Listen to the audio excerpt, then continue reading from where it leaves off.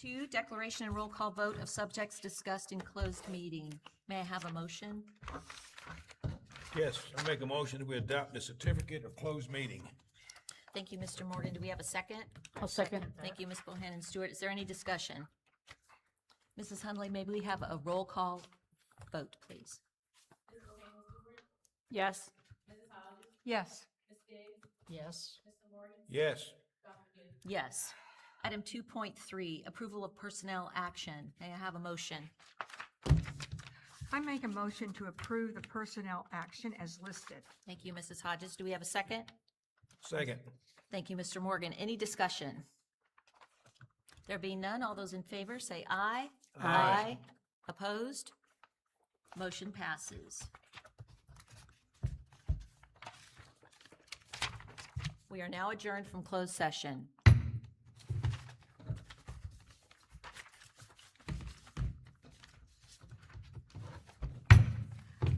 Call to order.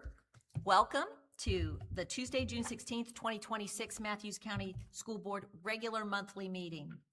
Item 1.2, will everyone please join me in the Pledge of Allegiance?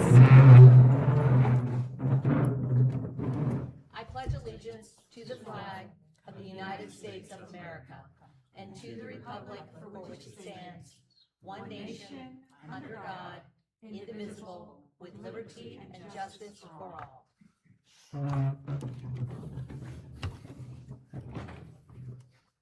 Mrs. Hundley, may we have the roll call, please? Here. Here. Here. Present.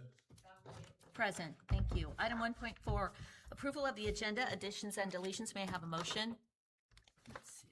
I make a motion to approve the agenda as listed. Thank you, Mrs. Hodges. May I have a second? Second. Thank you, Ms. Diggs. Is there any discussion? There being none, all those in favor say aye. Aye. Opposed? Motion passes. Item 1.5, the consent agenda. May I have a motion? Yes, I make a motion to approve the minutes of the May 19th, 2026 closed meeting and regular monthly meeting, surplus items for sale, FCCLA overnight field trip, party at the wharf bus request, reviewed policies, revised school board meeting schedule, 26-27, Title 1, 2, and 3, and 4 applications and monthly claims as presented on the consent agenda. Thank you, Mr. Morgan. May I have a second? I second that. Thank you, Ms. Bohannon Stewart. All those in favor, say aye. Aye. Opposed? Motion passes unanimously. Members, you also notice that the claims are to be reviewed by the board members monthly. We have months up for assignment from July through December. May we look at that now? I volunteer for August. Thank you, Mr. Morgan. I can do July 20th.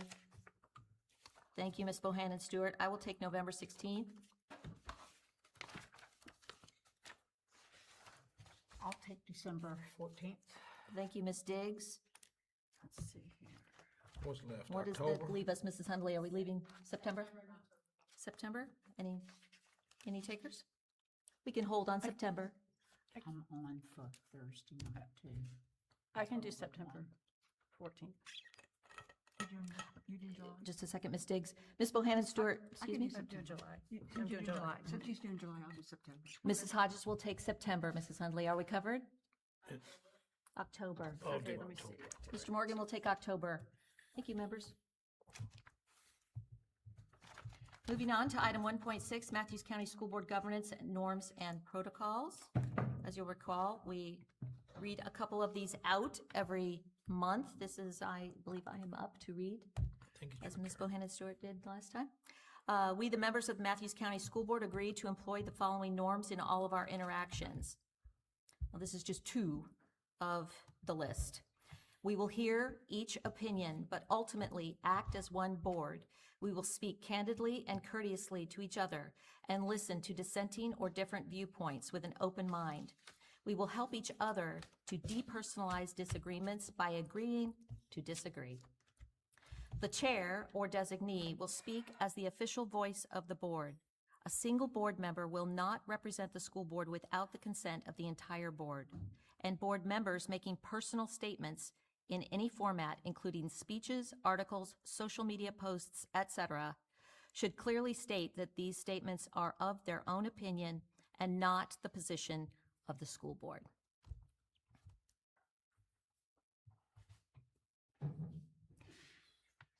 Moving on to item 2, recognitions. This is a happy time. Item 2.1, we have recognition for our student liaison, Miss Ella Ward, and she is not in our audience this evening. Pardon me. Yeah, so I don't know. I'm not sure what happened. So Okay, well, I would just like to say, Ella, wherever you are, and I know that I'll give members an opportunity to speak. We are so grateful for you. You did a fantastic job for us. Your notes were thorough. Your personality was always shining. What a star. Thank you so much for being our student representative liaison this past year. Members, do you have anything to add about Miss Ward? She's gonna be a tough act to follow. Yep. That's true. Each year, it seems like they get better and better. Yes. Good news. agree. And actually, her salutatorian address was Yeah, I was gonna equally say that. as Made me cry. awesome. Thinking about it makes me want to cry again. We, If you haven't heard that, graduation was a great day. go listen. It's on YouTube, on BoardTube, the same channel. You can watch these meetings on an hour in. Listen to it. I don't remember any of the other graduation speeches I've listened to, but I will never forget hers. And it's just life-changing. She had me reflecting on my behavior. So, She's a star. She yeah, is she's a a star. star. We were lucky to have I her. will miss her next year. We will. Best of luck to you, Ms. Yes. Ward. All right. Moving on to item 2.2, we have presentation of retirement awards by Dr. Danielle and myself. right.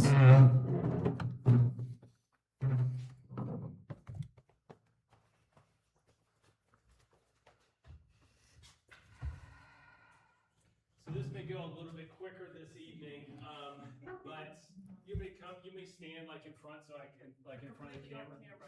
I'm completely off camera. Okay, fair enough. So, our first, recognition, is for Miss Rose Howell.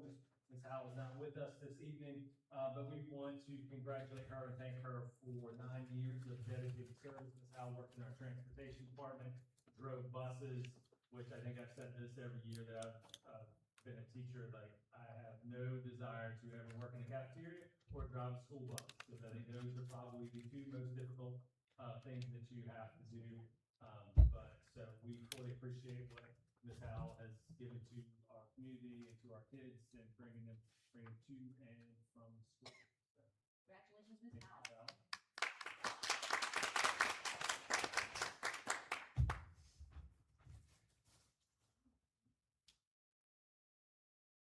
Next up is Mr. Clyde Royals. So Mr. Royals is retiring from Mathews County Public Schools after 23 years working diligently and tirelessly in all hours of the day and night in our transportation department. Mr. Royals would receive phone calls at all hours to either go check on roads, go check on buses that wouldn't start, that had broken down. So Mr. Royals gave an awful lot of his time, effort, energy, care, and compassion to the kids in the community of Mathews. And we, again, as Dr. Gibson said a couple minutes ago, big shoes to fill. So we are working to try to make that transportation work as close to as well as what Mr. Royals has done over the last 23 years. So we sincerely appreciate what Mr. Royals gave to Mathews. Big hand for Mr. Royals.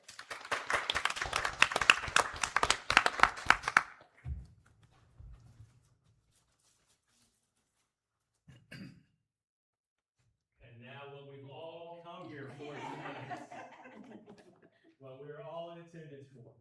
So, back in 1985, a sweet lady came to work in Mathews County Public Schools. And you have people in school divisions who are really the backbone of that division. They are the keeper of not only the knowledge, they're the keeper of the culture of a school division. It's also my understanding that there may be a keeper of some old floor mats. But, you know, who knows if that's true or not. But when you have a person who has that much love and passion for the place where they go to work each day, it reflects in the job that they do, the care that they give to the kids who come in and out of the office, the support they give to the other adults who work in that school. So, it's going to be really difficult, to replace and to kind of fill the shoes left by Miss Judy Jackson, but we appreciate your 41 years in Mathews County Public Schools. Where's my new fan?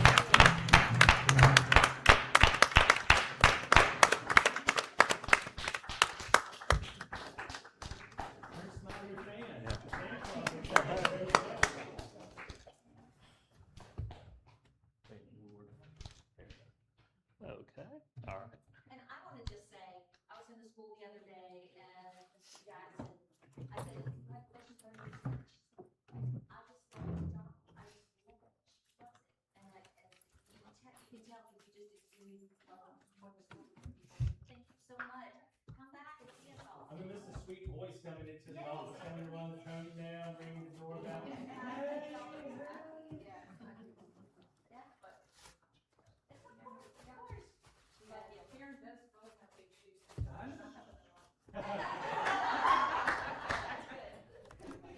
Thank you. Thank you.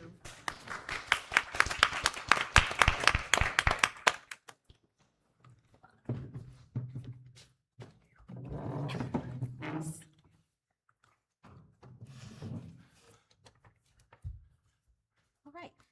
Moving on to item 3, student achievement, 3.1, the VALS data. Dr. Daniel presenting.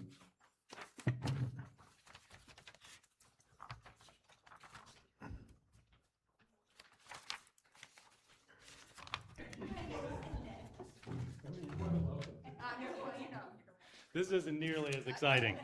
Oh, sure. Oh, I mean, bye, y'all.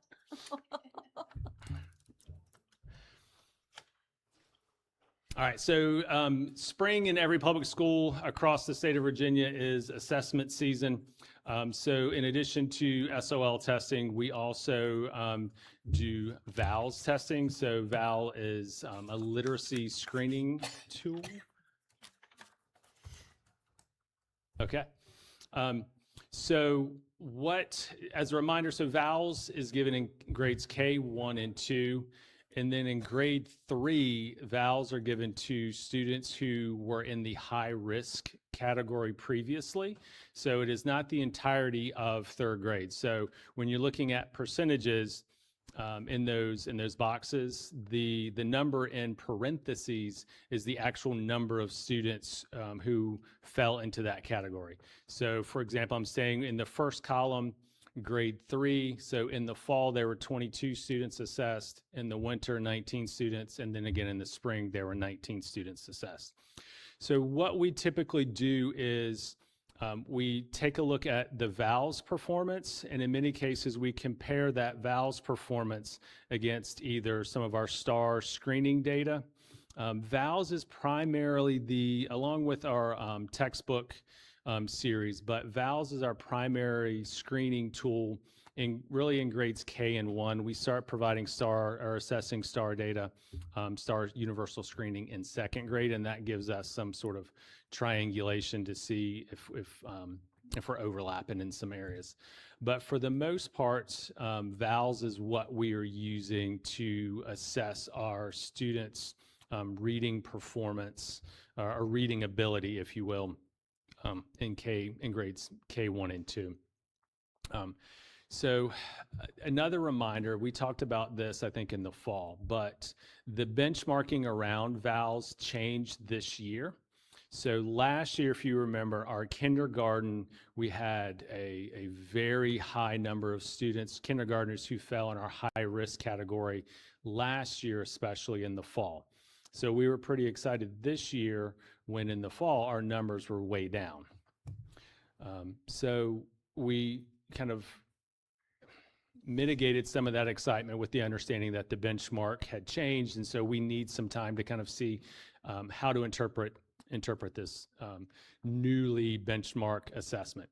So I think some of the highlights that we can think about with the VALs, or what we see from the VALs data, is we have a relatively flat performance kind of in first grade. So our numbers, especially in that high risk category area, haven't changed a whole lot in first grade. We've got to go back and do some digging in kindergarten to try to determine, okay, why did those numbers fluctuate? Also, one thing to keep in mind too, the mid-year VALs isn't the same as the fall and the spring. So it's a little more specific in terms of, I think it's more looking at phoneme assessments and very much more kind of targeted specific. It's not as holistic an assessment as the fall and the spring. But nonetheless, looking at kindergarten and some of our other grade levels, going from fall to spring, we're still seeing relatively flat numbers, especially in that high risk. So we've got to go back and take a look at, do we, the amount of time that we have for interventions, do we have the right interventions in place? Do we need to kind of structure some pieces differently with regards to our interventions and making sure that we're addressing some of these reading deficiencies early on? And I know nobody's slacking at the elementary school in any way, shape, or form. It's a matter of, do we have the right tools and enough time to apply those tools to the kids? So we'll go back and do some adjustments. We do have, though, when you look at that kindergarten grade level, you do see really good gains coming out of that moderate risk category area and moving into the low risk. So you see great gains in the number of students in the low risk category in kindergarten from fall into spring. So that about doubles. The moderate risk goes down, but from fall to spring, but some of those fall kids, I think, slid back into high risk. And so, but some of them kind of improved and moved along. So it's, I think it's drawing our attention to where some needs are, where we need to look to target some support for students in K and 1, especially to see what tweaks, what changes we need to put in place.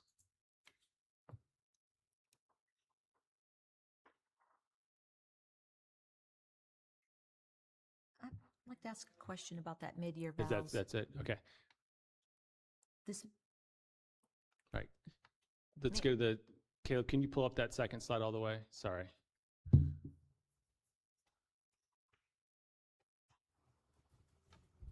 Okay, I'm sorry, your question. May I just ask, since the mid-year VALs is different from fall and spring, that one specifically, is there any additional professional development or training or that's available to us? Or is there, because it's different, it's not really apples to apples comparison. How do we, I'm just trying to think, how can we make sure that we're maximizing any professional development opportunities for these various? So we have a partnership with Virginia Literacy, I think it's partnerships actually. So we have kind of a literacy coach who comes and does professional development.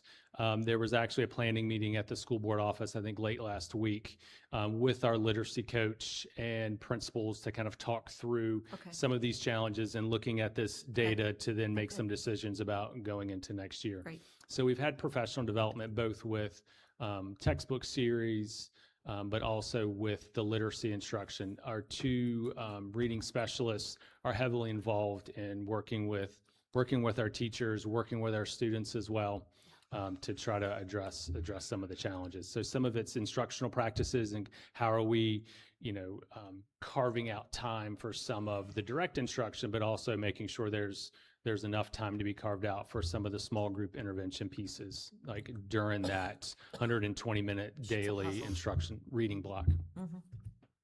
Members? Questions, comments? I mean, I think for me that,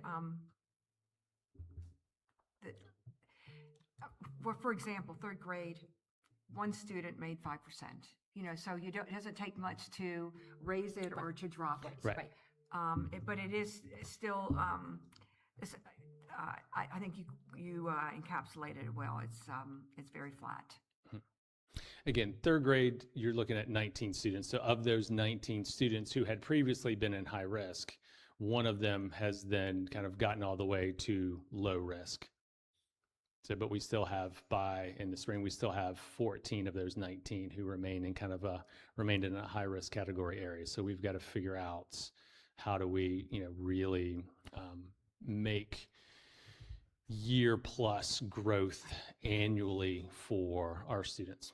Yes. Yes. Thank you, Dr. Daniel.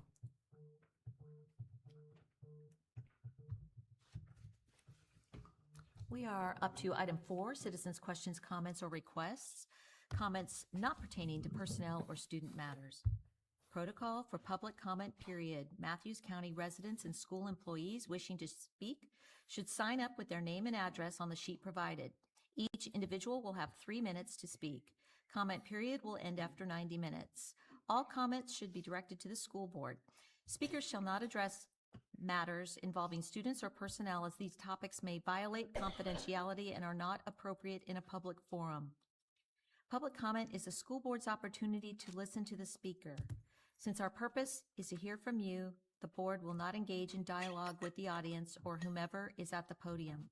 Matters requiring a response will be directed to the superintendent for research and response. The superintendent may report back on such matters at a subsequent business meeting session as appropriate. The school board carefully considers your comments when deciding on matters brought before us. We appreciate your attendance and your input. Mrs. Hundley, do we have anybody signed up? There are no speakers signed up. Is there anyone who would like to approach the podium? There being none, we will close the public comment period. Item 5, superintendent's informational reports from Dr. Daniel. 5.1, the attendance update. All right.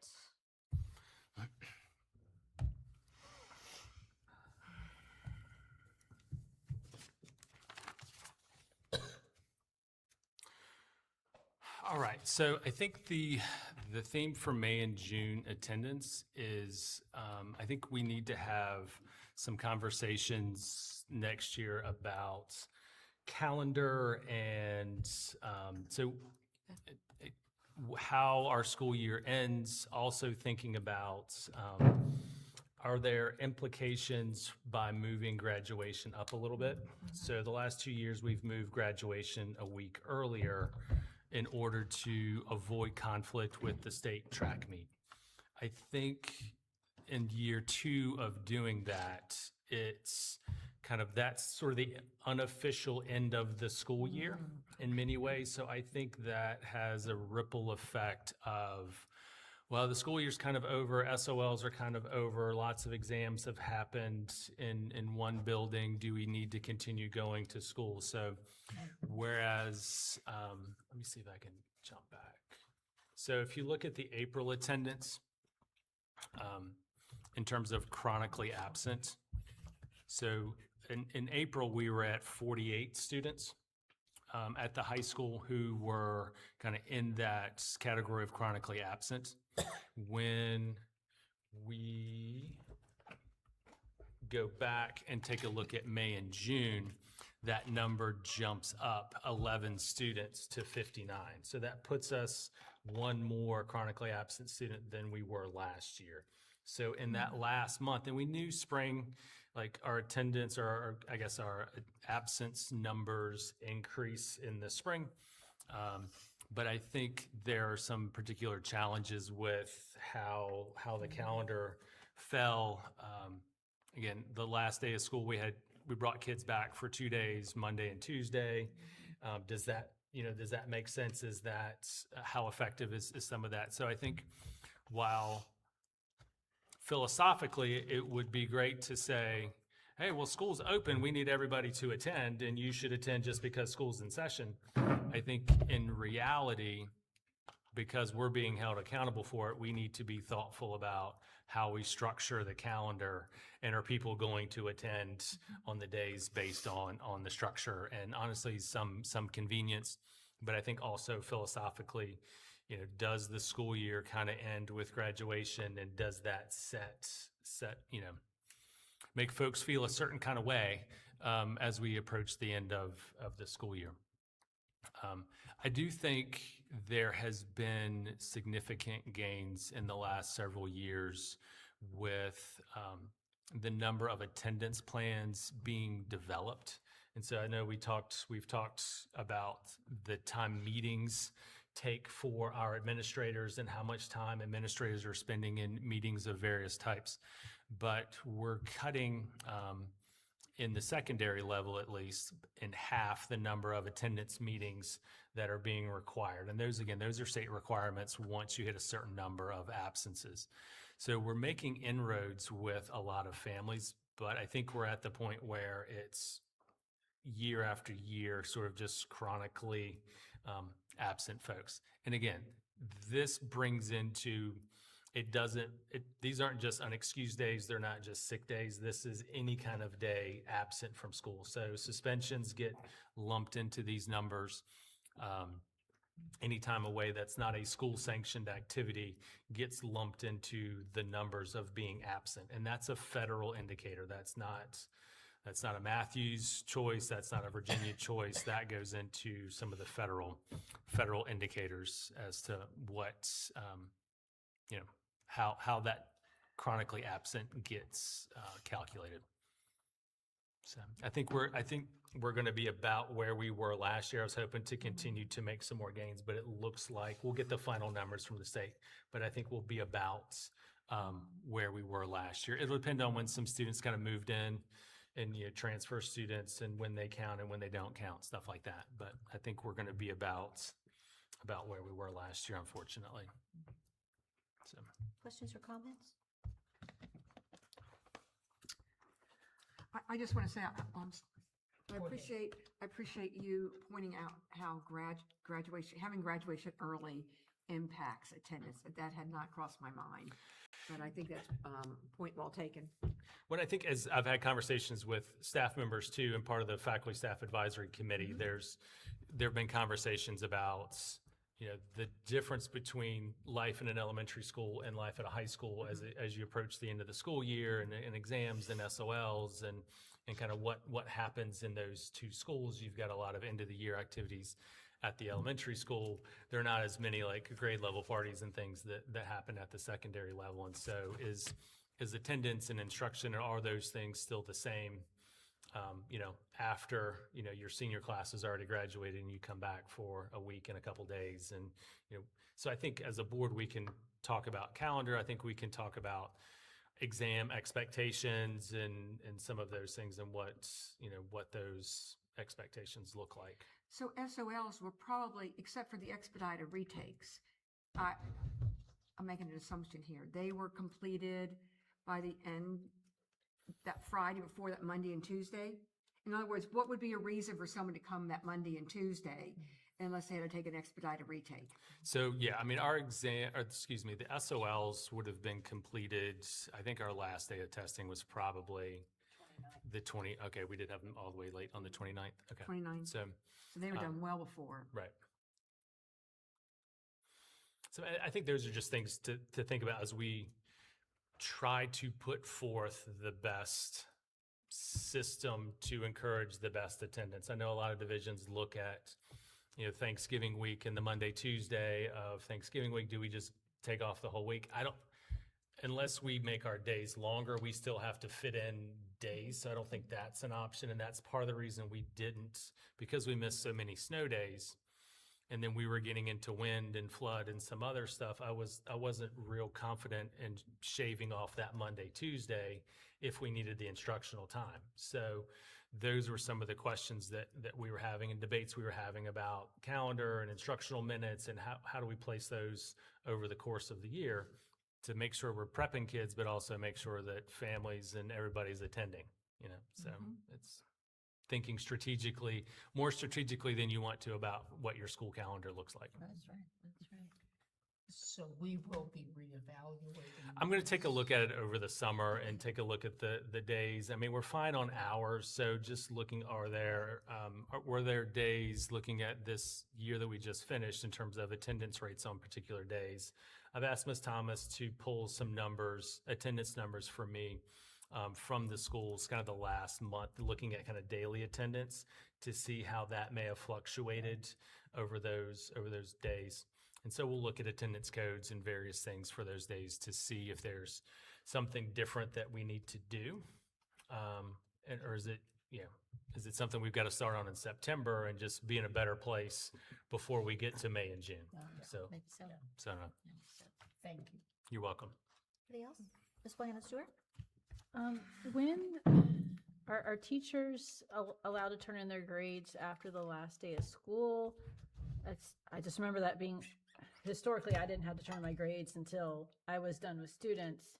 But I did work at a school last year where I had to turn it in 2 days, and then I still had those kids for 2 more days.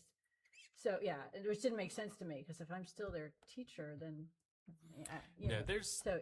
There's a grade deadline, but I think grade deadline was, I think it depended on the school and trying to get report cards out, but it was after the students were done. Okay, good. I think that's a worthy conversation, and maybe if we could have also a comparison with last year and this year, and maybe the year before, I don't know if it'll be apples to apples, but just see what these past 2 years of adjusting that graduation, what that has sort of cost, what is that cost? I think it'd be interesting just to look at that.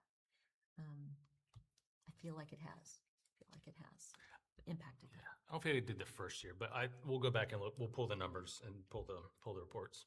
Take a look. Great. I'm going to continue on with 5.3, 5.2, financial report. Ms. Emma Hundley.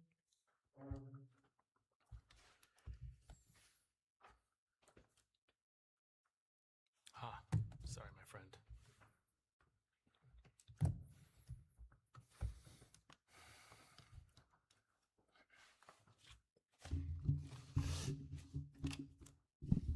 Good evening.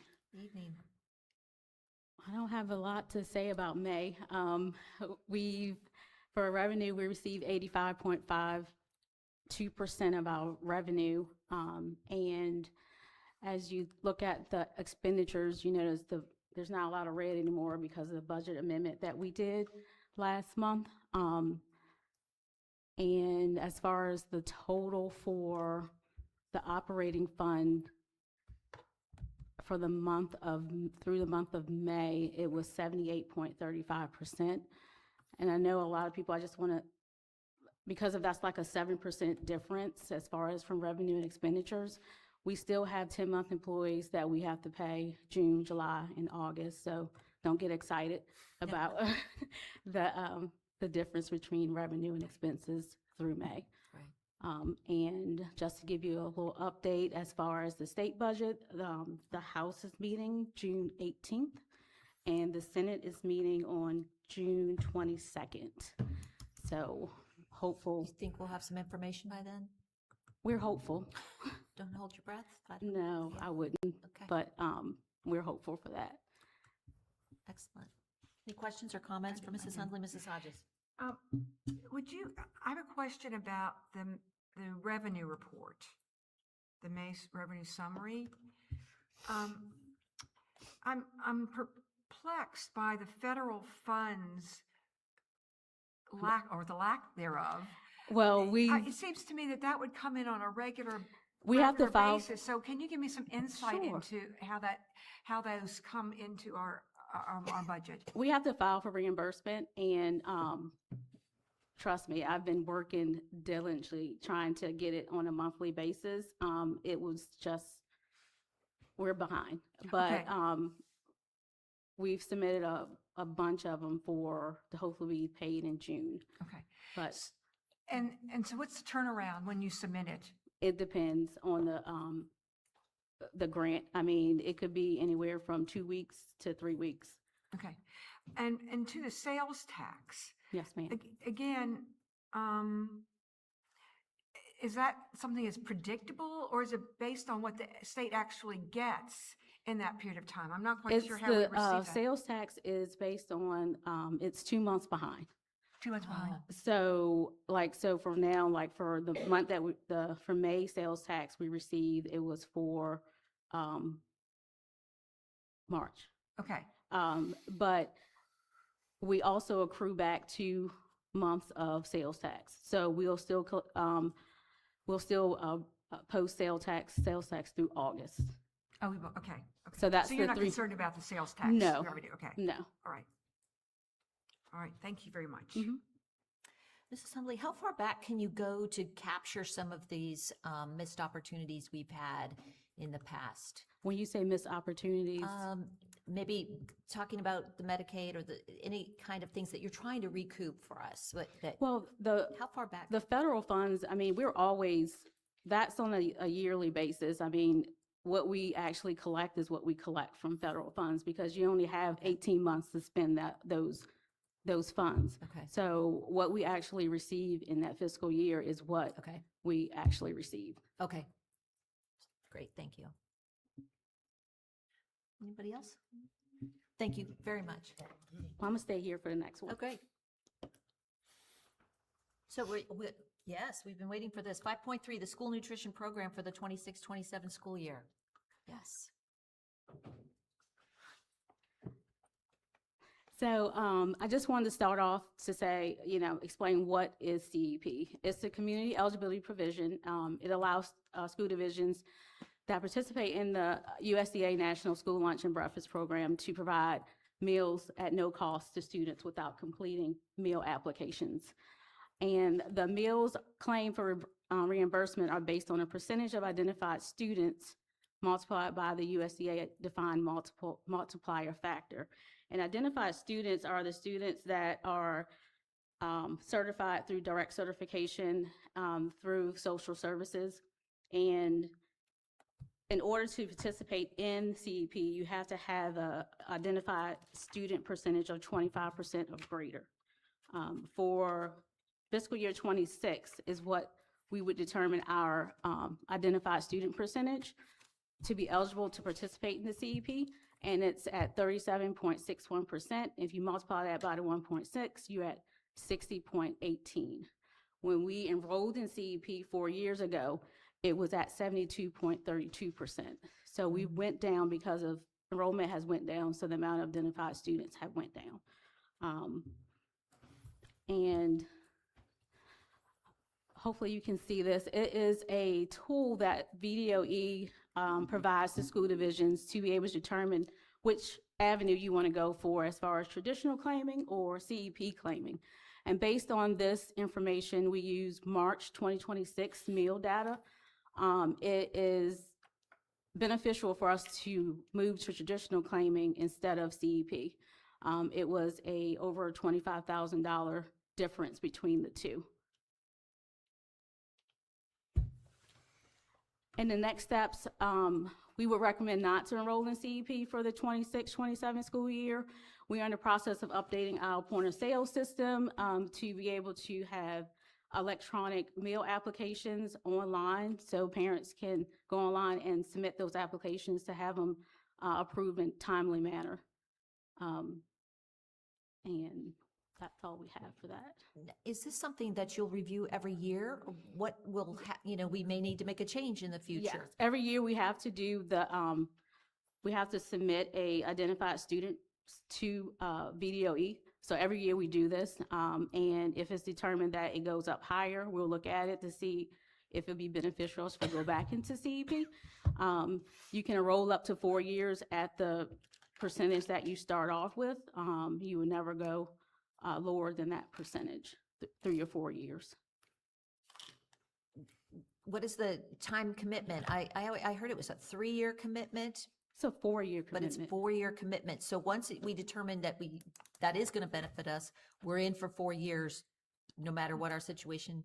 You can actually get out of it if you choose to. Okay. I mean, but you're locked in at that percentage for 4 years. That percentage for 4 years. So you would Yes. still analyze it every year just to make sure that we're right. Okay. Yes, ma'am. That sounds great. Thank you. Questions, comments? Thank you. Yeah, thank you for laying this out for us.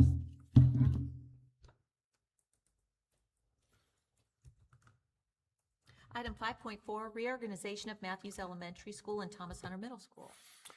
All right, so Miss Bray and the staff of both Thomas Hunter and Mathews Elementary, soon to be all just Mathews Elementary, have been, we're in a flurry towards the end of the school year, making, like, where we are now is Miss Bray was able to make some room decisions and trying to set up kind of the physical location of how the school is going to be laid out.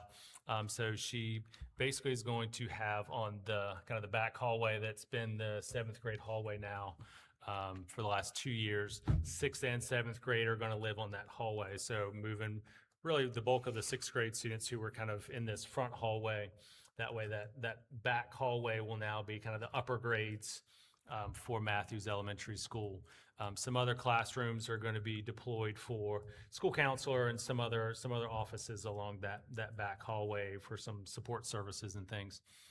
She's still finalizing master schedule.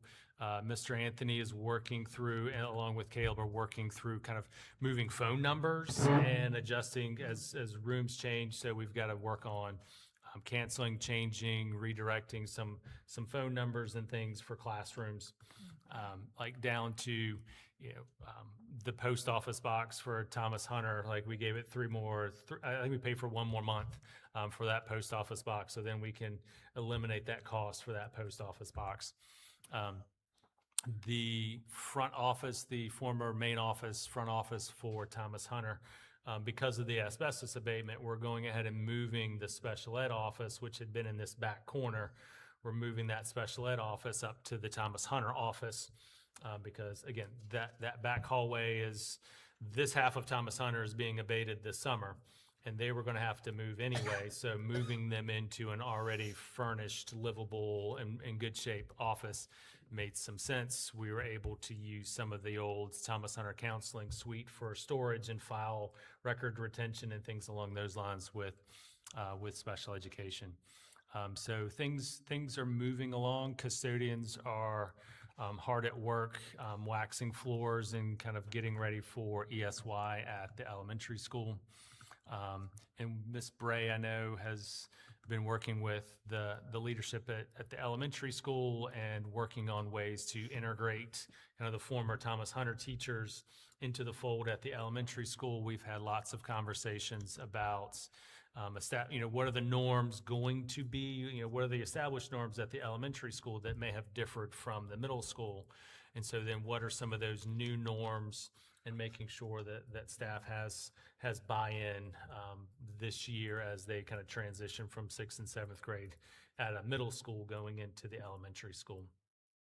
So lots of things are happening. I think she's ready to kind of be able to just focus on some of this planning and opening of the school year now. And so she'll spend the next several weeks kind of planning that opening and communication and messaging and things along those lines, finalizing master schedule. Dr. Daniel, can you clarify the existence of ESY?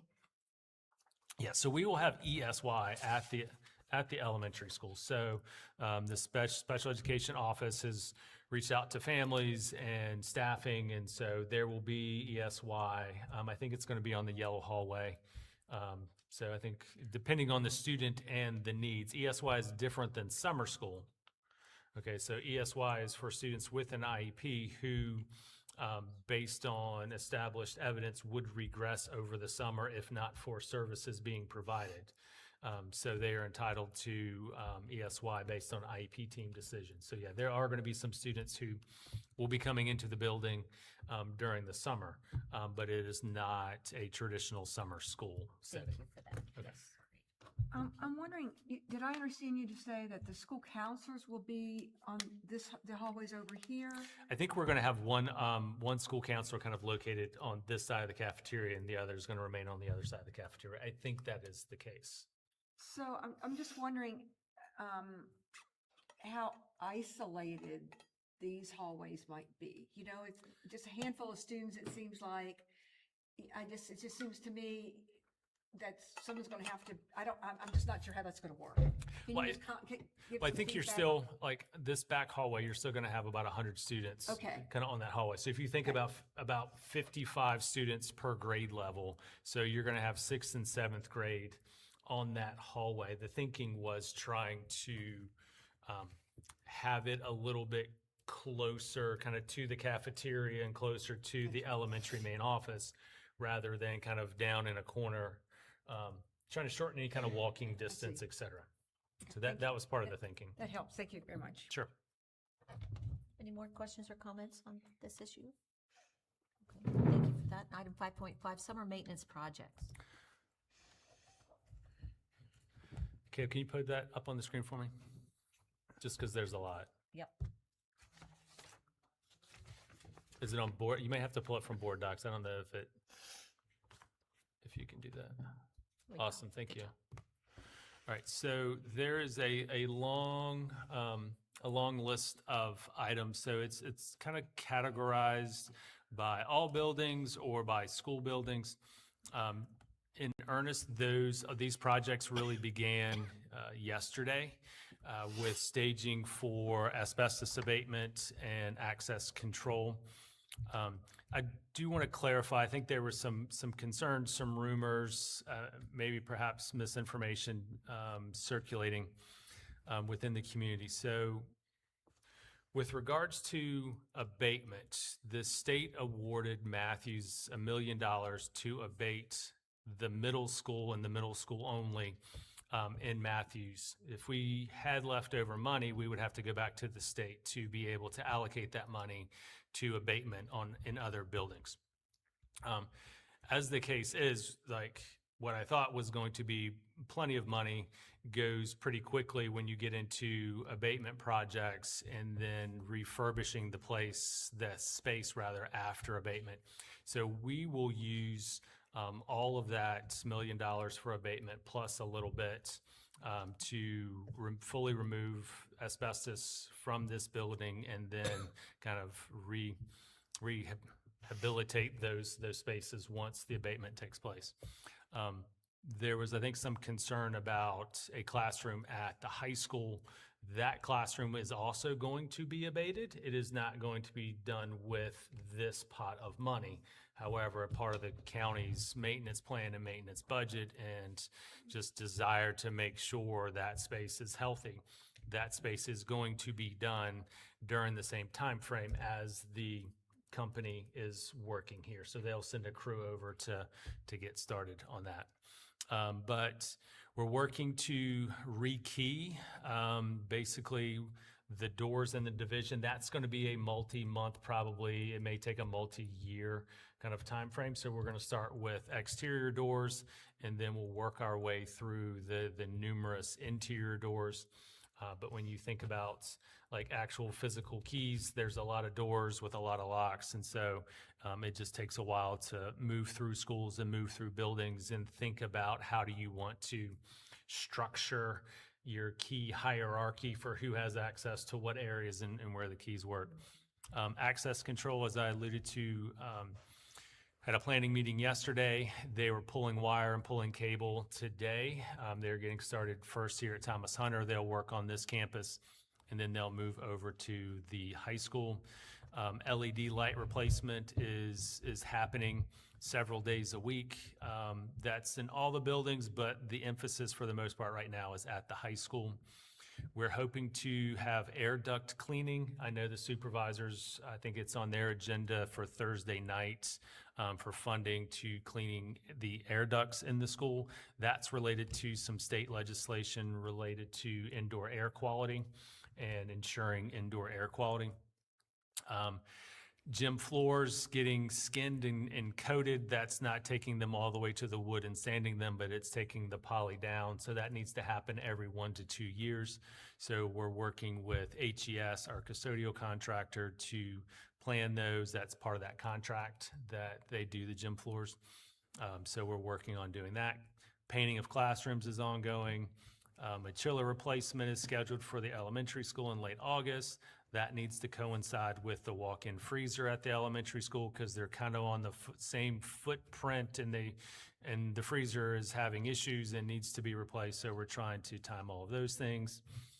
There's some space, some work going on in the elementary school office as we're relocating staff. Boiler replacement at the elementary school, HVAC controls at the elementary school. some other kind of smaller things, washer and dryers and playground equipment and things. Ceiling tiles and vents replacement. Again, a much talked about project at the high school is the removal of the ethylene glycol. So that's slated to take place July 6th through the 10th. There were some scheduling issues with that. I believe we found a pretty good resolution for that to make sure the camp is able to take place. A big thanks going out to Gloucester County Public Schools for being willing to host the Missoula Children's Theater. So we were able to partner with them, and they were willing to open up one of their schools and auditoriums for that. We met with a crew to talk about removing the light poles at the high school. That's slated for probably mid-August for those light poles to come down. Again, doing some work at the robotics trailer. Again, the high school at the high school classroom asbestos abatement. Bathroom renovations at the high school.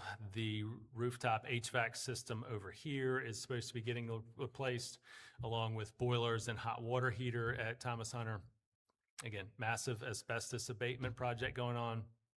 At some point, the electrical panel is going to be replaced here at Thomas Hunter, as well as the generator.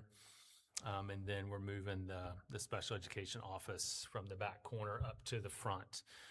So again, a very ambitious maintenance list for this summer. A lot of thanks going out to Mr. Tillage and his crew. A lot of thanks to really our teachers and administrators, because so we were talking about schedule a little bit. So Monday, Tuesday was the last day with kids.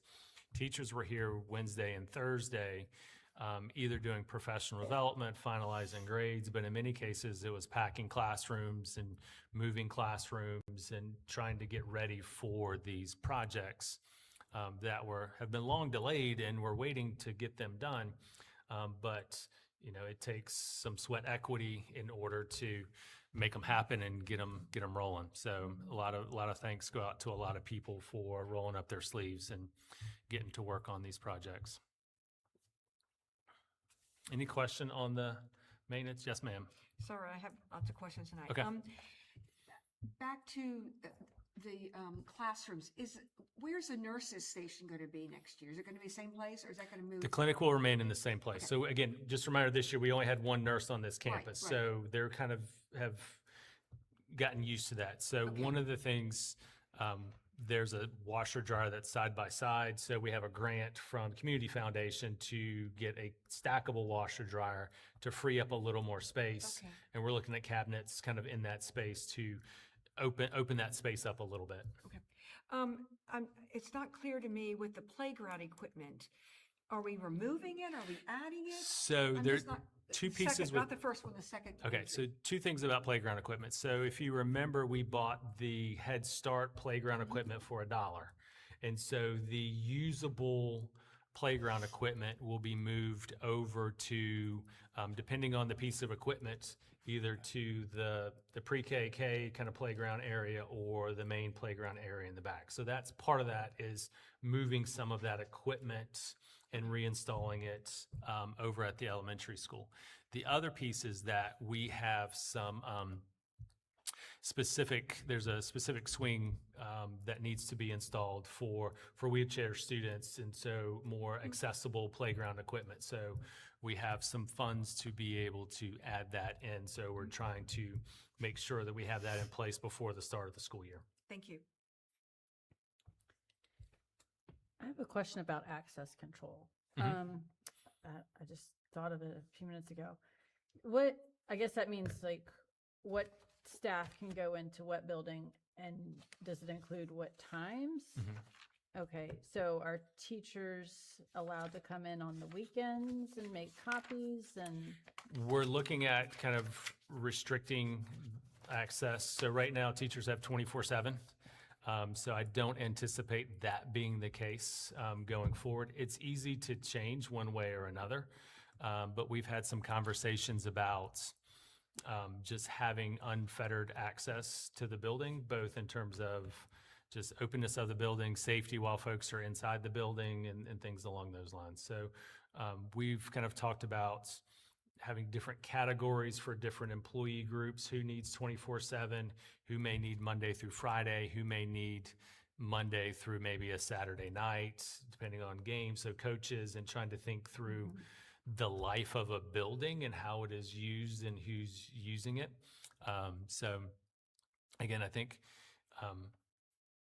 it's rare that staff would have 24-hour access to the building. I think that I have legitimately some just safety concerns about anybody kind of being all alone in the building on a Saturday night. I don't think it's great practice. But so we'll work through that with principals and staff, and we can also pretty easily then say, if it's the weekend before school opens, maybe that is a weekend where it's okay to have the building open, or allow staff to come in and do the final touches on the room or make the last minute copies. But most places have policies or practices where if the building is open, an administrator needs to be there. And so you wouldn't want your building open on a Sunday, every Sunday for folks to come in. But I mean, those are things we can talk about and think through. I'm just thinking about, I was probably a frequent flyer on weekends. I could have walked to school if I wanted to. And sometimes on a Friday, man, I just need to get out of here because I've had enough. I'm going to come back on Sunday and make my copies, and I usually wasn't the only one in the building. And I think with the typical teacher workload that our teachers have, especially some having 2, 3 or more preps, that it's not reasonable to expect that everybody can accomplish that, all 5 days of the week or 5 days of the normal work week. So different teachers, some people like to just take it home, home. I tended to camp out here because when I was here, I wanted to work. And when I was at home, I didn't want to do schoolwork. As a result, I spent way too much time in this building. But and I think there's an argument to I'm say, worried go about- home. Like, I think there's like, hey, I don't want you here on Saturday and Sunday. Like, go home, like take a break, take a pause, like work on, like kind of have some self-care, and not come up. But I get that there are people who want to try to yeah. But if come you're and not do that. I mean, prepared there's for those students when they walk in on Monday, Sure. it's going to be chaos. Sure. And you can also, even if you kind of manage your workload in a different way and you normally can get it done Monday through Friday, let's say you have an unexpected event and you need a sub, and it'd be really nice if you could get in the building on Sunday and set, I used to spend hours on sub plans. I wanted to make sure everything went well, and somebody in your family dies unexpectedly and you're going to have to be gone 3 days the following week, and you learn about that, Friday after school, and you just are upset and you want to come back Sunday and get things. I don't know. I mean, we can talk through it, and I just feel like find teachers would solutions really need weekend access. And maybe they could be asked to, well, if you're going to come in the building when nobody else there, have a buddy, whether it's on the phone, like you text them and let them know you're okay and you guys check on each other. Because I guess you could be worried about somebody having an episode or, something happening to them at school and nobody's around to find them. Right. So, which is a valid concern.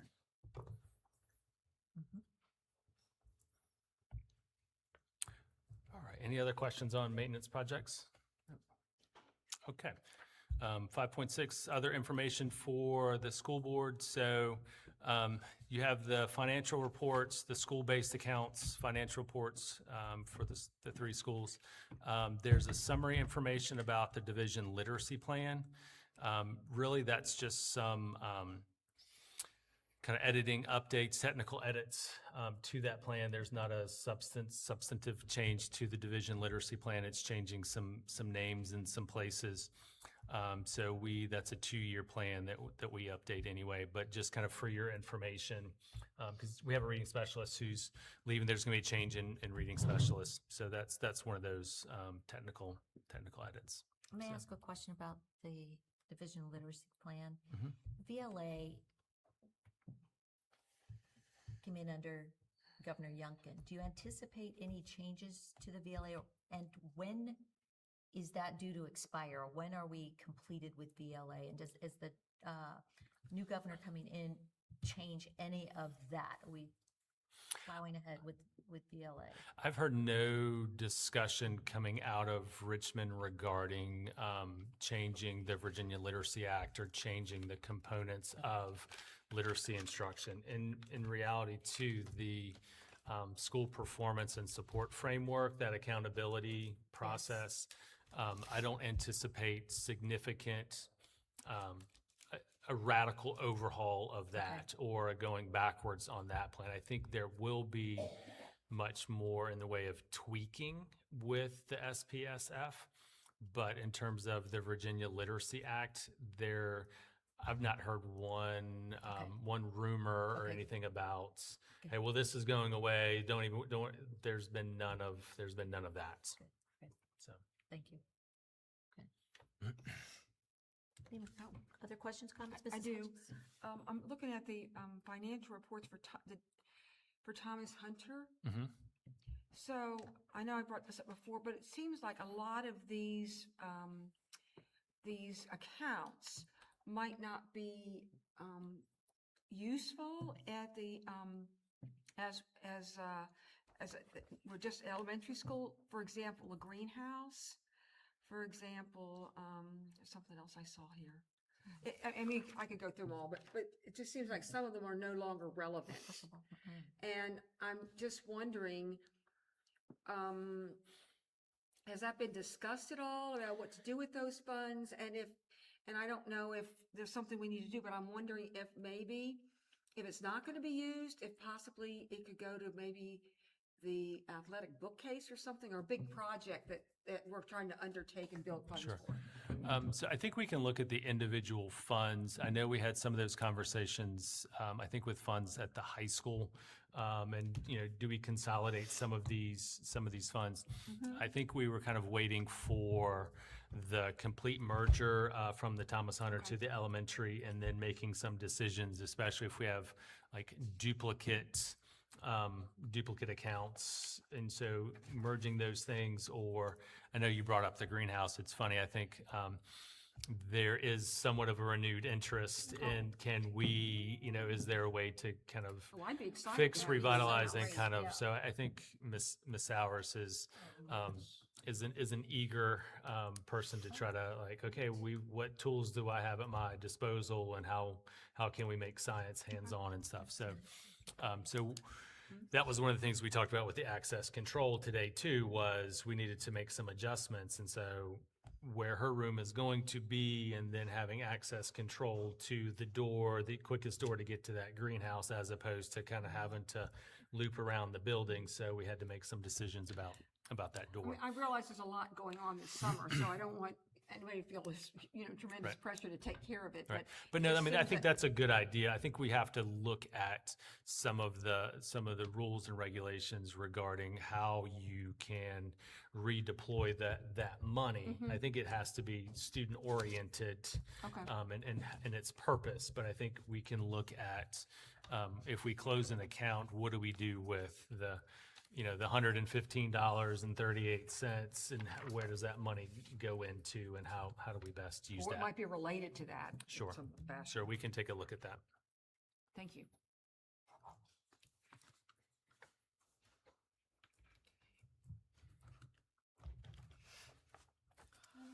Questions or comments? Okay. All right, well, moving on to item 6, school board informational reports. On item 6.1, we have the conferences and webinars.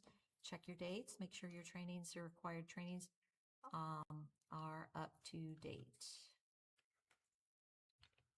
Item 6.2, board and committee reports by school board members and superintendent. If anybody has a board or committee report at this point, time to chime in? Anyone? Oh, I'm sorry. Go ahead. Oh, I just want to say, I don't have a board or committee, but I did attend the law conference for VSBA. And I see there's something from SBMA on law. So I don't know if there's maybe some small amount of time we could fit that in our, maybe our work session. Okay. Or highlight some that might be relevant Yeah. that all board members need to know about. I'll add it to the agenda. Sorry, there's twice I've done that to you. No.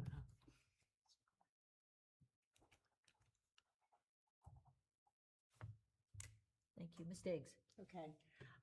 For the general public out there, we've had very good communication mainly because of Mary Beth Burris, who has taken over for the Sale 250 for the Mathews County Schools.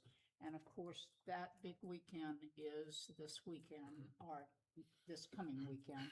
And we are paired with the ship Virginia, which will be docked at Nauticus, and some of our students will be going and having a tour of that ship and perhaps a few others on the Monday, the 22nd, down in Norfolk. And I know there's a busload of interested people. Reed Lawson with the Sale 250 Mathews will be a part of that, and others. But our students have really knocked it out of the park with what they've been doing with all of this. And there is also a cookbook that Mrs. Williams' students over at the high school have put together, and in commemoration of this. But there are lots of things online you can go and look at. But if you all are interested, I know we're supposed to have a little weather on Friday for the parade of sail, but I think there are 50-some ships coming in. So it's a great weekend, and thank you, Dr. Daniels, and everyone who has helped so much with this. We appreciate it. Ms. Burrows, yes.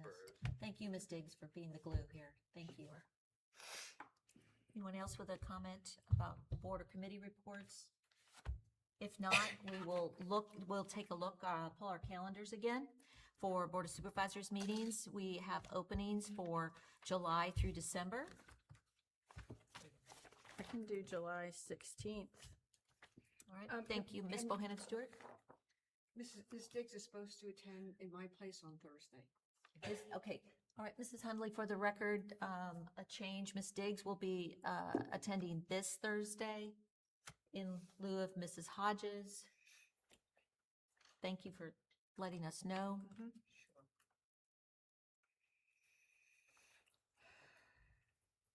I will take October, if that's all right with everyone.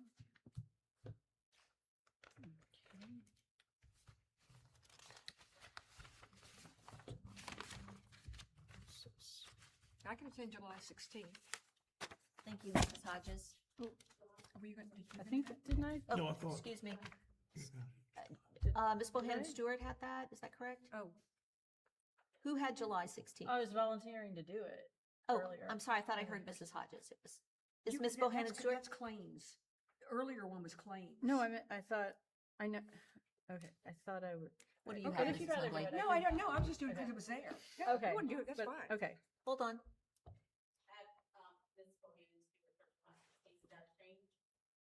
no, I wanted No, to keep we'll that. keep No, that. no, she's going to keep it. Unless you'd rather, because No, you can't do no, another one. Okay, no, all right, okay. All right. Can anyone take August? August. Yeah, I'll do August. Okay, Mr. Morgan, thank you. August. I'll take September. Ms. Diggs, thank you. September. October. If anybody knows November, December at this point. Look, I can do November. Oh, thank you, Ms. Bohannon Stewart. We can come back to December at another time. We'll come back to December. I can do December. I love to You go want to to do board. December, I'll do November. You want to do 2 in a row? Because I could probably do December if it I gives. like to go to meetings. Okay. But if one of you really Right. wants it, you can have it. Knock yourself out. Okay. Ms. Bohannon Stewart will take both. November and December. Thank you. Okay. Moving on to action items, number 7, 7.1, VSBA membership dues. July 1st, 2026 through June 30, 2027. May I have a motion? I make a motion to approve the Virginia School Board Association membership dues for 2026, 2027 as listed. Thank you, Ms. Diggs. Do we have a second? I'll second. Thank you, Mrs. Hodges. Is there any discussion? I would like to share my thoughts on that. I know typically most school boards in Virginia are members of this association. And generally I'm a person that doesn't like change too much. So I like Mathews so much. And why I moved here. Every time I came to visit my grandmother, things pretty much looked the same except when the Hardys came. And I worked here for so long because, I didn't like change, but, at some point I decided I needed change. I think VSBA is too much of a political organization. And I feel like working with SBMA would just be a better option and a less political option. Kind of reminds me of the time I made a shift in my VEA, NEA membership. I felt like they'd become too political. And, I made a change in that, stopped being a member after so many years in 2020. And I found a less political option to fill the void that organization filled for me. The SBA lobbies, and I know lobbyists make good money because I know one personally, but, and I don't want to spend any of the taxpayer money that funds us on an organization that lobbies the way that VSBA does. They also don't really want to be completely transparent from what I've seen, with how they're spending the money, even though their job, is to serve school boards paid by taxpayer funds. So they are a part of a lawsuit because they refused to fulfill a FOIA request. And I feel like VSBA really probably, we vote on how things go. That Mr. Morgan was our delegate we sent. And I feel like we'll be overshadowed by what larger school districts want. So back before I was on the board, I remember listening to Mr. Morgan at a school board meeting. He was just the messenger to me, or to everyone, to me what I viewed as bad news and how they voted on. They bundled some issues together, and he had gathered feedback from the board on how to vote when he was representing us as a delegate, and was surprised to find that they were going to bundle all three of these issues together. I don't like surprise bundles like that. And they also, VSBA, does not grant individual memberships, whereas SBMA does. It's with VSBA, it's an all or nothing, membership choice. I like choices. I like options. I don't like over bundling things. And I can think of tons of ways I would rather spend taxpayer money that funds us rather than giving it to a lobby group. And I'd rather spend it on making custodians employees again, or giving teachers supply money, and I think that the typical Mathews citizen would want that too. So, all right. Oh, yeah. And no, I'll stop with that.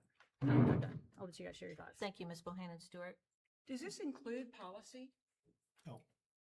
No, that's a separate service. We're strictly voting on the membership dues. May I Yes, Ms. speak Diggs. to that? It's the other I'm way. not sure if you heard this or not, but after Mr. Morgan came back, because we had put in our ruthers for how we wanted to vote, and I actually called and spoke to one of the people there, and they said, thank you, they said that if he had spoken up, he did not know this because he was a new delegate there, If he had spoken up and said, hey, I would like for this done separately, they would have done that. And also, I inquired about the lobbying because that was a question earlier on. They only lobby for the school district who wants them to. They do not do it on their own. It has to be the request of a school district.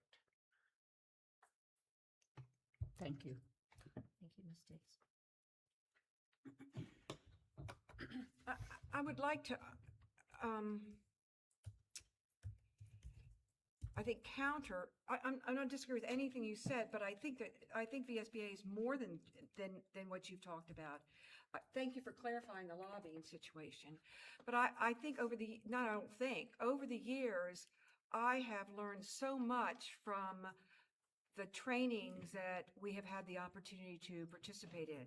Not all of them. Some didn't even interest me. Some I didn't think were relevant, but more often than not, like their law conference. That is one of the best conferences that I could go to, that I think would help me as a school board member. There's also the collaboration you have when you go to the annual conference. And as you put it out, Ms. Bohannon Stewart, if you're not a member, you can't attend any of those trainings. I would say that I think there's a compromise here. I think we could be members of VSBA. And as you pointed out, singularly, we could be members of SBMA. We could do that, and it wouldn't be that much more expensive. I just feel like I have seen where both offer our school board a wealth of information. And some of the things that I've seen that SBMA has, VSBA has not addressed. On the other hand, I see that things that VSBA has addressed that SBA has not touched on. So I think together, it would not be cost prohibitive, that I think we could do both of them.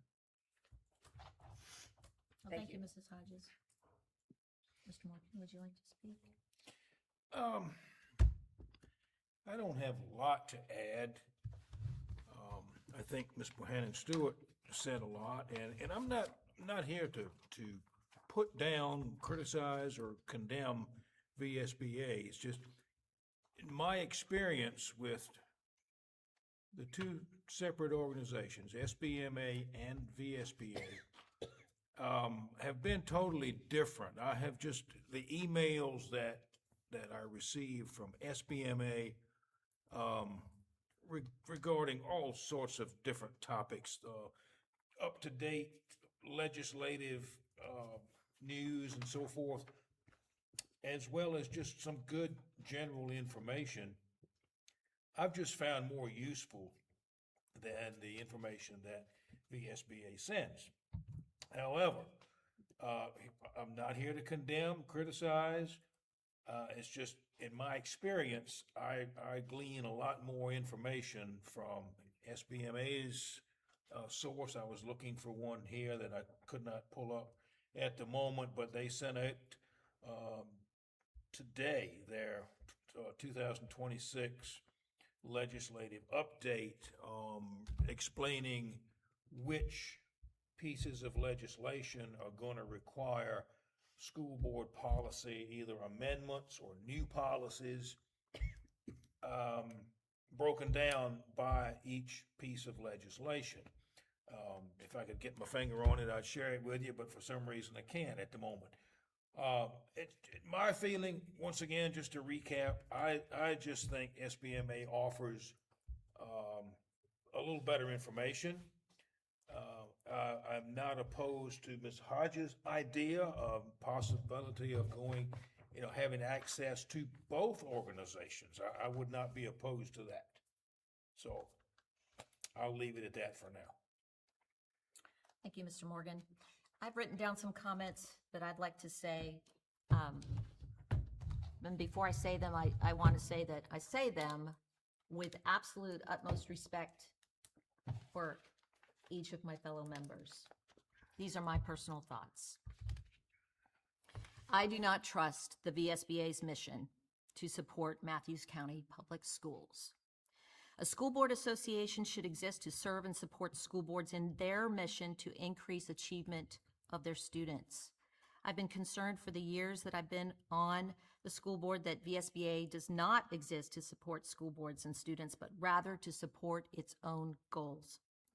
Representatives of VSBA will say it is not a lobbying organization, and yet I have direct evidence that it is. During a virtual VSBA Title IX training on February 19th, 2026, our very own school board attorneys were designated to present the session together, 2 of them. However, at the very beginning of the session, one of the attorneys stated in a joking fashion that the other attorney couldn't be there as planned because she was, quote, lobbying on behalf of VSBA that day. VSBA has had a monopoly on Virginia school boards for many years, if not decades, but one size of support does not fit all. In my opinion, from what I read from VSBA and the actions they take as an organization, VSBA does not support this school board in its quest to improve student achievement, but rather focuses its time, the gravitas of its monopolistic platform, and your taxpayer money on promoting their organizational goals. Mr. Morgan's experience last November as a delegate at the VSBA annual conference regarding the bundling that Ms. Bohannon Stewart also referenced speaks for itself. Delegate vote items were bundled so that VSBA's preferred voting outcomes were attained. In that instance, Mathews' vote and voice did not matter. And to add insult upon injury in that case, our division was lumped into the majority vote outcome with which VSBA moved forward with the green light to lobby for its desired goals with the entire composite of the school boards that belong to them. We all got lumped into their voice. MCPS was strategically used and manipulated. Our voice was erased in the vote bundling process as if it didn't exist. I do not trust that VSBA supports the concerns and challenges of Mathews County Public Schools. One example of their legislative positions, which are quite lengthy, item 4.23, it was reviewed this year, as it always is. It was adopted in 2011, and it's the expansion of the Virginia Human Rights Act, which reads as follows.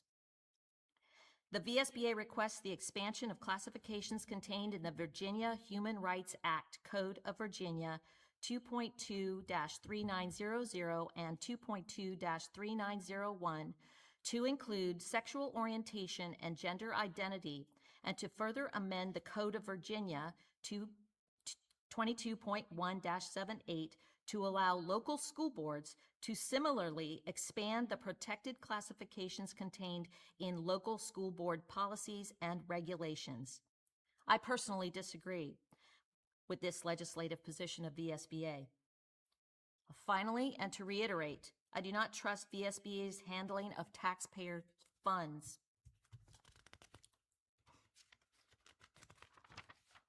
The FOIA case in which they're involved with Hanover County is due to the fact that VSBA will not disclose how it spends its money. Who is VSBA accountable to? Where is our membership money being spent? We don't know because they will not say. I do not believe the VSBA seeks to truly advance the quality of public education and outcomes.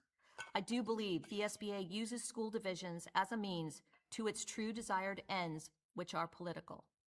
Simply put, I do not trust that VSBA's policies, methods, trainings, legislative positions, or organizational philosophy support our school board with truth, integrity, fiscal responsibility, or an explicit mission to increase student achievement. In my opinion, VSBA does not put the concerns and values of Mathews County schools above its own self-interests, and that is wrong. there any other comments? to Yeah, be I would made? like to comment. I think all organizations are political. We're political. We say we're not, but we're all political. So, it's how political we are. I mean, obviously, there's some very prepared, presentations today. I guess I made an incorrect assumption that it was on there as a, renewal, that, that there wouldn't be so much opposition, but that was my oversight. What I've not seen, as I said before, I see benefits from both of them. I see negatives from both of them. Have seen very little come out.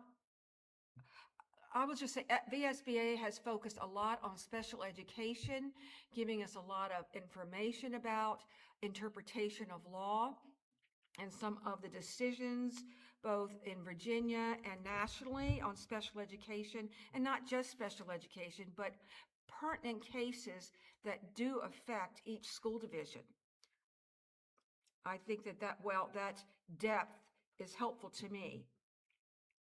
I know that their conference, they have provided a lot of programs from other schools about alternative schools and how they can be more effective. One I went to talked about attendance, how you can improve your attendance so hopefully you will meet that criteria. And again, I know there's information that SBMA has sent out about the law, but it's not the same as hearing about it at a conference where they highlight for you what the new laws are going to be July 1st. Special ed laws, and other laws as well. I think it's fair to say that when you have an organization with about 130, 140 school boards, you're right, Mathews is not going to be at the top of that list. I agree. But on the other hand, I think SBMA is so small that we do have attention, and is that one of the reasons we like it? Because we have more of a voice. I don't know. I don't think we should discount VSBA because it has more people, more school divisions. I hear what you're saying about some of the negatives, but I also believe that we could have the best, as I said previously, the best of both worlds if we joined VSBA and then did individual,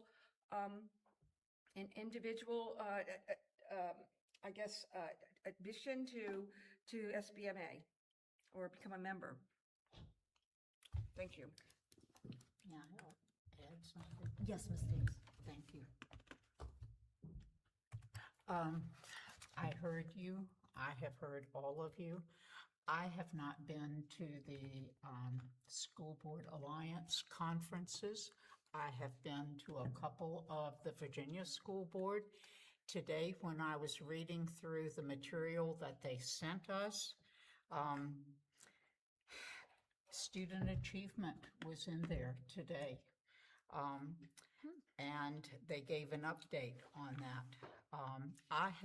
I don't read the daily update every day, but the days that I do, I get something from that most every time. And size is huge with them, and I heard what you said on that. When I looked up some things recently, I found how many years, of course, that the Virginia School Board Association has been in when it was started, and that was in 1906. And of course, SBMA was 2023, so it is smaller and it's still establishing. I think there are weights on both sides. I personally have learned when I have gone to the conferences, I have gained from that. I have not, as I said, been to the other, but I just share that. Also, on the School Board Member Alliance, they did not publish, and they had a statement there, they did not publish the number of school districts that they had. I found 6 on their site. There may very well be more, but I just noted that. Thank you. Thank you, Ms. Davis. I do have I have a question. If we do not continue our membership with VSBA, can we get our policy services through them? No. That is a concern. Because I don't think SBMA has, and I don't know if we should go into that now, but it gives me great concern that I don't, as I mentioned before with policy service with SBMA, I don't believe that they are at the level that we need for our division. Although that's not here right in front of us about the policy services, it gives me great concern that we are going to be left with our staff having to figure out and put together policies, because I don't believe the SBMA has developed their policies to the extent that it would serve our county well and our staff well. Thank you, Mrs. Hodges. I had one point to add regarding the point you were making about VSBA's focus on attendance. You may recall that one of the 3 items that we were to give consensus on for Mr. Morgan's delegation participation at the conference was the VSBA's desire to remove absenteeism from the Yes. assessment Yes. of school divisions. Yes. Yeah, so take that away. So Right. not count it. So Right, I know, but that's diminish its but I don't know how, importance. as I think I said at the time, I'm sorry, I don't want to interrupt you. Oh, no, I'm We finished. Okay. I think I said at the time, I don't think they can do that because it's a federal requirement. Well, nonetheless, it was their I legislative agree with that, I position. agree, but at some of their conferences, they have had presentations on how schools have addressed that. But you're right, I'm not going to take that away. Well, I mean, you're exactly right on that point, but I'll just leave it at that. The greater concern out of what I've said is the policy services, because I don't believe that SBMA is at a place where it's going to serve us well. And talking about this division well, I just don't think they've had the experience, and they may in a couple years get there, but we are going to be sorely in a very challenging place where our staff is going to have to figure out how to develop policies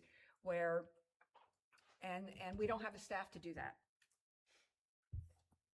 Are there any other comments?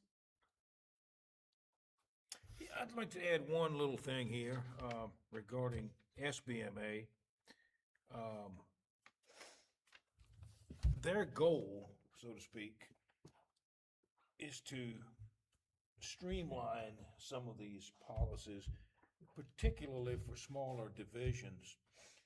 We currently in Mathews have 396 separate policies, I Policies, believe. regulations, procedures, and so. That includes regulations and procedures as well? Okay, not just policies.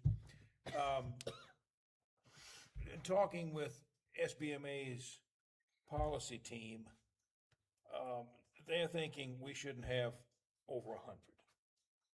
That so many things could be moved into, considered to be a regulation, or could be put in bylaws, or in a student and staff handbook, which could be edited much more easily and much quicker than changing a policy. A lot of our policies, I think Ms. Hodges and I discovered that a number of our policies simply quote the law. They will say pursuant to Virginia Code number, whatever it is, and that's it. And if you want to know what that involves, you got to go to the Code of Virginia and look up that particular code. Another thing too, every law, every piece of legislation involving or pertaining to school divisions does not require a policy. And one thing SBMA will do, and maybe VSBA as well, I'm not saying they won't, they will tell you, in fact, they have already sent a legislative, I guess you call it update, up to the minute of what legislation is going to require policy change or creation of new policy. One that comes to mind and I remember distinctly is, local school divisions, local school boards are gonna have to write a policy, create and enforce a policy advising parents how to safely store prescription medications, firearms, and ammunition. And that's a law. That's gonna be, we're gonna be forced, so to speak, into creating a policy that deals with that. My opinion doesn't matter, but I will add that I think it's totally ridiculous. Why does a school board have any say-so over that? But regardless, the SBMA will and is going to provide us with, or provide their clients with, a list of which laws require policy, new policy, policy changes, so forth. And here again, I don't know, maybe VSBA does as well, I can't say, and I'm not gonna speculate. So I just wanted to add that. If I may I just respond to that specifically? Because, on first blush, when I heard that, I've heard it several times, that not everything needs to be in a policy. I'm thinking, okay, that's kind of cool. I like that. But then when we drill down and I look at what you might not include in it because it's not a policy, I'm not sure it's going to give the guidance that our staff needs to implement it. If you have a vague, and we had this in one of our policies recently, something was not included in it, and a situation came up that there was a problem because it was not including something in our policy. So when you have gaps like that, trying to implement that or hold staff accountable or trying to hold students accountable, it's very difficult to do unless it's operationalized. And so at first I thought, this is great. Then I'm thinking, I don't know if it's going to be so great after all. Secondly, I think I just read it tonight, is policy comes to boards, regulations goes to the superintendent. So that means we're turning over our regulations to our superintendent, things that previously we had a hand in giving some advice to and guidance to. So I'm not sure it's still going to be in writing. It's still going to be information that people need to follow. So I'm not sure. I'm not sure. I think the jury is still out on whether it's good to cut back on our policies and have more regulations. I don't think we know yet. And I think it's going to come down to the fact that it depends on the policy. And it depends on what kind of situation arises. We can say it's good to have less, but when a situation arises and we don't have it clear in our policy, we don't have much to fall back on.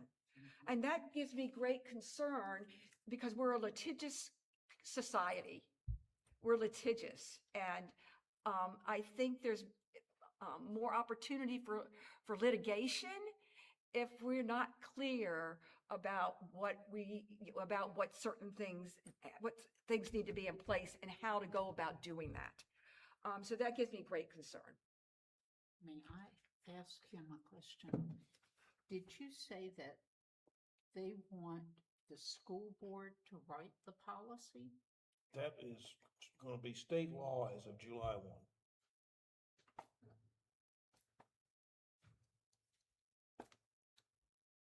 I don't think I heard We aren't prepared. How are we prepared to do that? We aren't prepared to do that. I don't Good feel. question.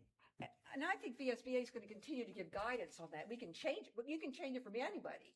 VSBA gives you guidance. And so would SBMA. Yeah, right. But my understanding, are there attorneys that write it for SBMA? My understanding is they don't. I would say from the conversation we had with Ms. Norden, they don't have attorneys strictly writing the policies. Right. Um, So therefore, we have to Well, vet it. and this is highlighting, all of your comments are very relevant, and I think what it's highlighting, and we were talking about this in the meeting, was the need for this board, all boards, but the only one I care about is ours, to really get into the business of policy. And I don't think that's been done in the past. So it will require a continuous effort of vetting, checking, due diligence with whomever is putting forth a proposed policy, a model policy, whatever. I don't think it can be taken for granted that it is accurate or that it suits our needs. And I think in the past, that has been kind of the process that's happened. I think we have an active board that is willing and able to dig in collaboration with admin and with whatever provider that we have. We're not going to be a district or division that acts alone, as some of the larger ones do who have in-house counsel. We don't have the luxury of that. But Dr. Gibbs, my understanding is that their policies are just a handful of policies that they have prepared, and it's not even, and correct me if I'm wrong, ADA compliant to be able to put on our website. And also, and I call this is not the right term, I know. I call it the chart of accounts of how you lay everything out and what categories you have it on, that there is not even a chart of accounts for our policies, that we're going to have to do all of that to set that up. And we're a hardworking board. We're a hardworking board, but I think that's beyond the scope of what we can do in an organized fashion. And I just think this year with our finances, we can't hire anybody else to do that. And I have concerns about every single one having to be vetted by an attorney. I just don't see how you can put it out there unless it's been vetted, because I think that's opening a can of worms for litigation.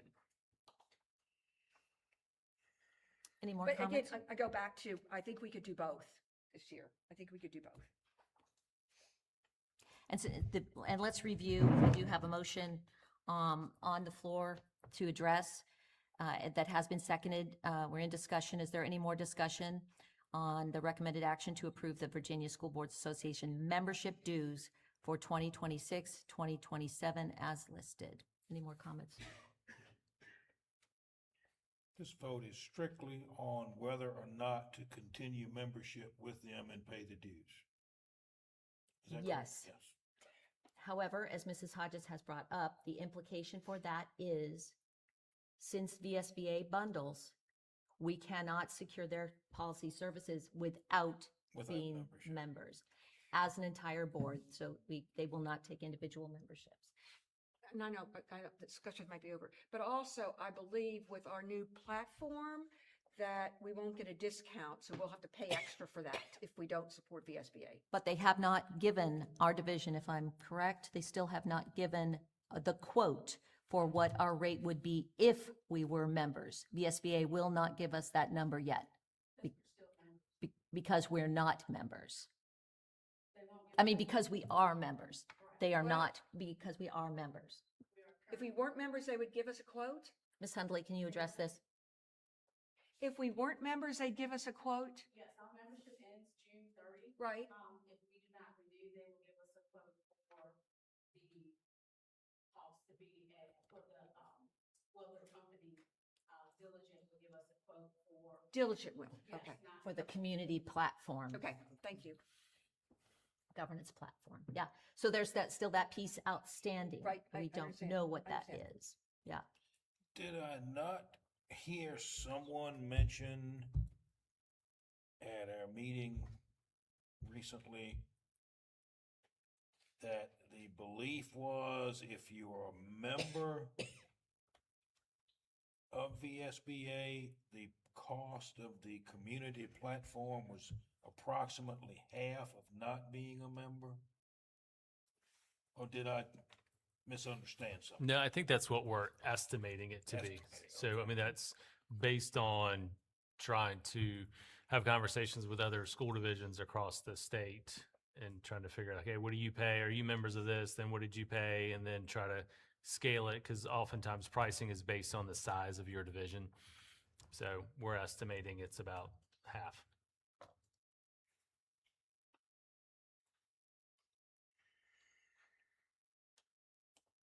Or policy services are not available through policy services are available through SBMA as long as at least one school board member is a member of SBMA, correct? Correct.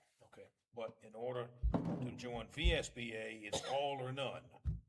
Correct. You know, either all 5 of us are members or nobody's a member. That's correct. Correct. Right.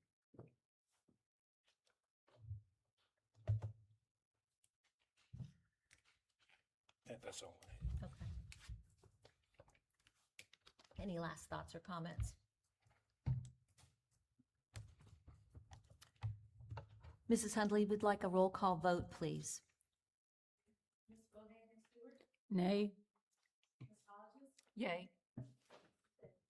Yay. Yay. Nay. Nay. The motion does not pass. Item 7.2, approval of out-of-county tuition waivers requested by employees for 2026-2027. May I have a motion?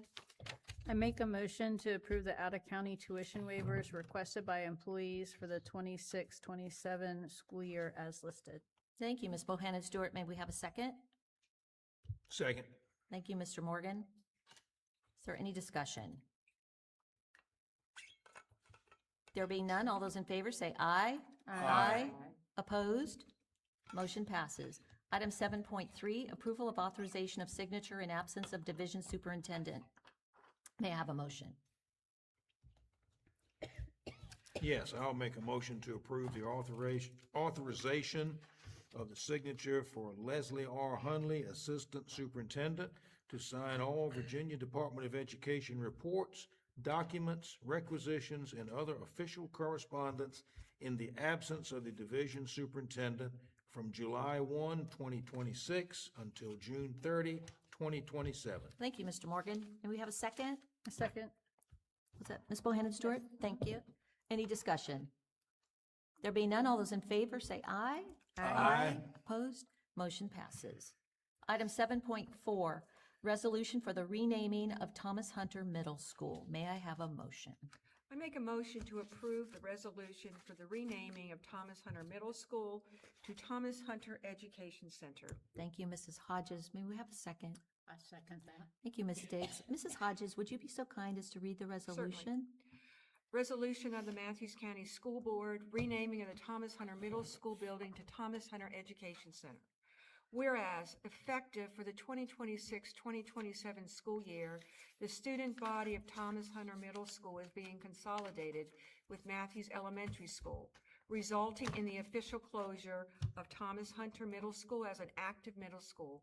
And whereas the physical facility located at 387 Church Street has a rich, deeply valued history in Mathews County, originally opening in 1953 as a Thomas Hunter School to educate Black students during segregation, and named in honor of Thomas Hunter, a dedicated community leader born into slavery who championed education for Black children. And whereas the school board recognizes the immense historical, cultural, and emotional significance of the Thomas Hunter name to the citizens of Mathews County and is fully committed to preserving this legacy. And whereas following the consolidation of K-7 students, the building will transition into a multi-use facility serving the broader community, housing school division and county administrative offices. Now, therefore, be it resolved by the Mathews County School Board that official renaming, effective July 1, 2026, the building currently known as Thomas Hunter Middle School shall be officially renamed the Thomas Hunter Education Center. Preservation of history. The school board directs the superintendent and staff to ensure that historical markers, memorabilia, and plaques honoring Thomas Hunter's legacy remain prominently displayed within the facility. Administrative transition. The superintendent is authorized to take all necessary administrative and logistical actions to update division records, signage, and communications to reflect this name change. Adopted the 16th day of June, 2026. Chair, Mathews County School Board. Thank you, Mrs. Hodges. Do we have any discussion? Ms. Bohannon Stewart? I like making sure that the Thomas Hunter name lives on, because I was a part of the school for so many years, especially when Amy Hauser came on as assistant principal and started those Founders Day. It was wonderful. It was great for school culture. And I thought it was kind of sad that we didn't know. I had no idea who Thomas Hunter was when I first started working here. Is the sign gonna, like the sign that's out front, kind of close to the road, it says Thomas Hunter School? Is that? There are no gonna stay? plans to touch that sign. Okay, all right, okay, thank you. Because I understand how you would want to somewhere put Thomas Hunter Education Center. Yeah, but we're going to look If at we can, on or the building, discuss with Thomas the Hunter public Education how that Center. sign will- Yes. Yeah, okay, thank you. Yes. All right. Thank you, Ms. Bohannon Stewart. Any other comments? Just one quick one.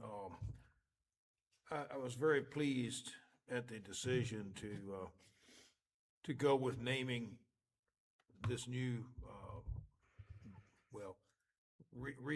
renovated building here, to name it with including the name Thomas Hunter. I believe, and probably Mrs. Turner can help me here a little bit, that prior to 1953, I believe, wasn't there an old wooden structure on that site or somewhere near that site that was one of the Rosenwald schools, I believe? And then Thomas Hunter came, and then it was added on to, and it's been a part of Mathews County and our community for a long, long time, and I would like to see that name remain and honor the people that built it, the people that had the foresight to see the importance of it.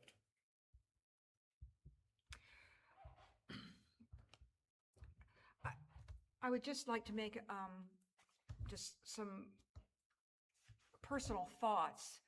First of all, although I knew somewhat about who Thomas Hunter was, Ms. Hauser did a phenomenal job in educating our community about that, and also changing this name to the Brooks Auditorium in recognition of all that he did for many, many years in this school.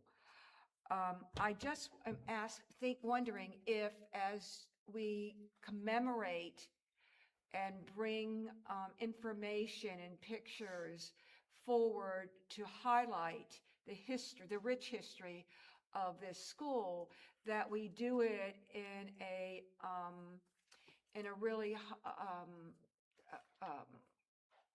in a way that it could be obvious, that it's not some book hidden or pictures hidden, that it could be maybe scrolling information, something that's more high tech that we could do, because otherwise I'm not sure people will see it like I would like them to see.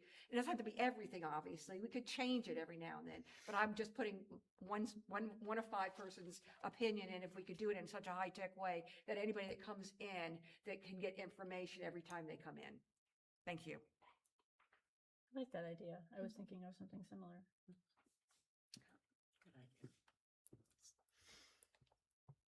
All right. I agree with everything that's been said. This is a wonderful resolution. If there's no more discussion, all those in favor say aye. Aye. Aye. Opposed? Motion passes unanimously. Item 8, citizens' comments on items discussed during the meeting. Is there anyone in the audience who would like to approach the podium? Please state your name and address at the podium. Good evening, Sharon Fry, Port Haywood. I don't know if this was addressed during the meeting. I think maybe Ms. Diggs might have mentioned it a little bit, but I'm on the Mathews County VA 250 committee, and this committee has really worked hard for the last 3 years, and we've included the school system. It was a main factor to include the school system in many things and many facets, and I really haven't heard that spoken about. I may have missed it, I may have missed a meeting, but I know last month, I believe the Women's Club was mentioned about the art contest. Well, we had a couple also. And we did promoted a couple field trips. And now we have one of our main students in a big performance over at the high school in Cricket Hill. But we've worked hard and we've tried to include the school system extensively. And that's all. Y'all doing a good job. Thank you, Ms. Thank you, Ms. Thank you. Frye. Thank you for those comments. Bless Is there anyone else who would like to approach? There being none, I would ask Dr. Daniel if you had a word or two to discuss in the special time that we're in. No, just to echo what Ms. Fry was saying, and the partnership has been helpful. I think a lot of credit, and I think Ms. Diggs alluded to it as well, but Ms. Burrows, our 7th grade language arts teacher, stepped up to the plate to kind of serve as a liaison between the Mathews 250 committee and the school division to work with individual teachers and programs, and with Ms. Diggs serving as the board liaison and promoting the SAIL 250 partnership. But Ms. Burrows was able to really help facilitate Ms. Williams and the cookbook, and just I think we started with a large plate of ideas, of initiatives and things that sounded really cool. But Ms. Burrows and her work and kind of collaboration, we were able to kind of whittle that down to what would be effective and workable, but to provide rich experiences for our students. So, we appreciate the efforts from the committee to help our students go on some of those field trips. While we talked about our calendar earlier, that last week did see some of our field trips to Jamestown, Yorktown, and some other historical sites with 3rd grade and 4th grades going on those field trips for those during that calendar event. So I think it took some heavy lifting from the committee. It took some work trying to figure out how does it make sense within the school division for those partnerships to work out. So I think it's going to be beneficial. I know there are a lot of kids who are looking forward to the SAIL 250 piece as well. So Thank you, Ms. Diggs. May I speak, respond to her? Yes, let's do it. Okay.